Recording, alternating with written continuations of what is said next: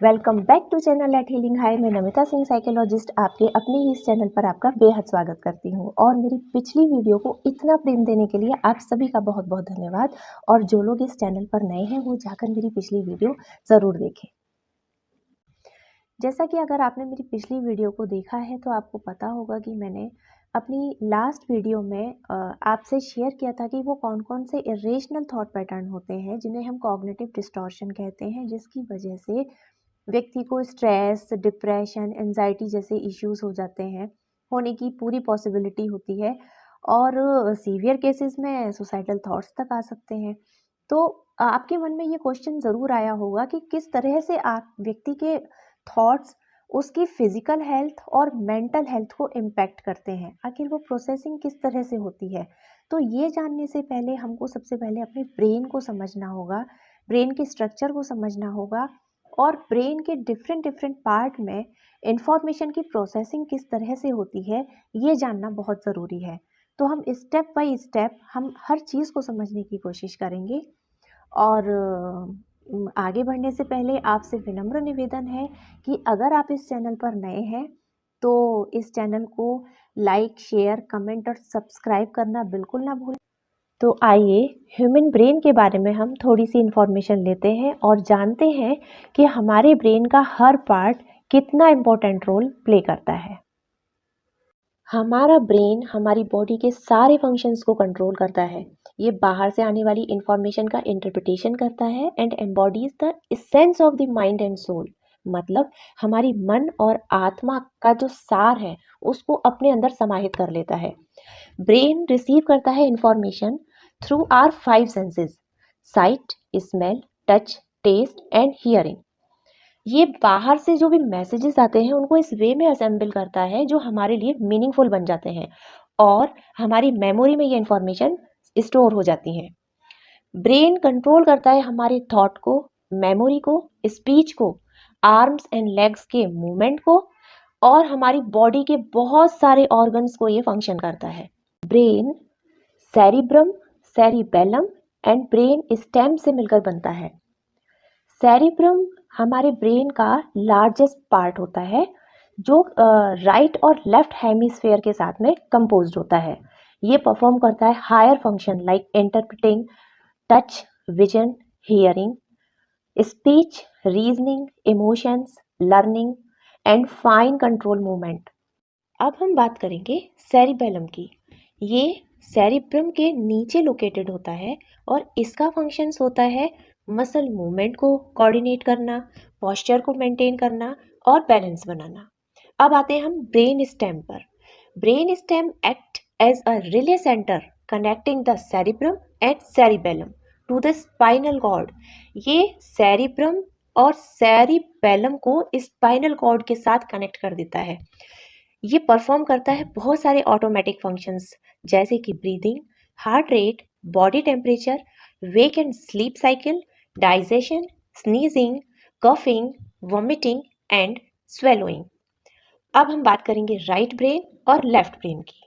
Cerebrum को 2 half में divide किया गया है, the right and the left hemisphere. ये आपस में एक फाइबर का बंडल होता है जिसके द्वारा ये आपस में जुड़े हुए होते हैं, जिसको कॉर्पस कैलोसम बोलते हैं और ये मैसेजेस का ट्रांसमिशन करता है from one side to other side. अब जो हेमिस्फेयर होते हैं, each hemisphere opposite side of body को कंट्रोल करते हैं। कैसे? फॉर एग्जाम्पल कि अगर किसी भी व्यक्ति के राइट साइड ऑफ ब्रेन में स्ट्रोक आया है तो उसके लेफ्ट आर्म या लेग वीक हो सकता है या पैरालाइज्ड हो सकता है। और जो लेफ्ट हेमिस्फेयर होता है वो कंट्रोल करता है स्पीच को, कॉम्प्रिहेंशन, एरिथमेटिक एंड राइटिंग को। और राइट हेमिस्फेयर कंट्रोल करता है creativity, spatial ability, artistic and musical skills. और जो लेफ्ट हेमिस्फेयर है वो डोमिनेंट करता है हैंड यूज और लैंग्वेज। अब हम बात करेंगे ब्रेन के लोब्स की। जो सेरिब्रल हेमिस्फेयर हैं वो ब्रेन को लोब्स में डिवाइड कर देते हैं। Each hemisphere has 4 lobe: frontal lobe, temporal lobe, parietal lobe and occipital lobe. और ये लोब भी फर्दर डिवाइड हो जाती हैं अपने फंक्शंस के अकॉर्डिंग। ब्रेन की जो हर लोब है वो अकेले फंक्शन नहीं करती है, वहाँ एक वेरी कॉम्प्लेक्स रिलेशनशिप होती है between the lobe of the brain and the between the right and the left hemisphere. अब हम ये जानेंगे कि हर लोब के अंदर क्या क्या स्पेसिफिक फंक्शंस परफॉर्म होते हैं। सबसे पहले हम बात करेंगे फ्रंटल लोब की। ये पर्सनैलिटी फॉर्मेशन के लिए, बिहेवियर के लिए, इमोशंस के लिए रिस्पॉन्सिबल होता है। जजमेंट, प्लानिंग, प्रॉब्लम सॉल्विंग के लिए रिस्पॉन्सिबल है ये एरिया। स्पीच के लिए रिस्पॉन्सिबल है, स्पीकिंग एंड राइटिंग दोनों के लिए ये एरिया रिस्पॉन्सिबल है। बॉडी मूवमेंट के लिए रिस्पॉन्सिबल है। Intelligence, concentration and self awareness के लिए ये लोब रिस्पॉन्सिबल होती है। अब हम बात करेंगे पैरिटल लोब की। ये लैंग्वेज और वर्ड का इंटरप्रिटेशन करती है। Sense of touch, pain, temperature इसके द्वारा कंट्रोल होता है। ये जो भी विजन या हियरिंग या मोटर या सेंसरी या मेमोरी सिग्नल होते हैं, ये उनका इंटरप्रिटेशन करता है ये एरिया। और स्पेशियल एंड विजुअल परसेप्शन यहीं से कंट्रोल होता है। अब हम बात करेंगे ऑसिपिटल लोब की। ये कलर, लाइट और मूवमेंट ये विजन को इंटरप्रिटेट करती है। टेम्पोरल लोब लैंग्वेज की अंडरस्टैंडिंग में बहुत इंपॉर्टेंट रोल प्ले करती है, मेमोरी में, हियरिंग में और सीक्वेंसिंग में और ऑर्गेनाइजेशन में ये टेम्पोरल लोब अपना फंक्शन करती है। अब हम बात करेंगे कॉर्टेक्स की। जो सेरिब्रम का सरफेस होता है उसको कॉर्टेक्स बोलते हैं। कॉर्टेक्स कंटेन करता है 16 बिलियन न्यूरॉन, जिसमें कि सेरिबेलम के पास 70 बिलियन न्यूरॉन होते हैं, तो टोटल 86 बिलियन न्यूरॉन कॉर्टेक्स में होते हैं और ये एक स्पेसिफिक लेयर में अरेंज होते हैं। अब न्यूरॉन्स का क्या खेल है हम आगे बात करेंगे। हाइपोथैलेमस जो है वो बहुत इंपॉर्टेंट रोल प्ले करता है in controlling behaviour such as hunger, thirst, sleep and sexual response. ये it also regulate body temperature, blood pressure, emotion and secretion of hormone. Thalamus serve करता है as a relay station for almost all information जो cortex के लिए आ रही है या जा रही है, और ये बहुत इंपॉर्टेंट रोल प्ले करता है इन pain sensation, attention, alertness and memory.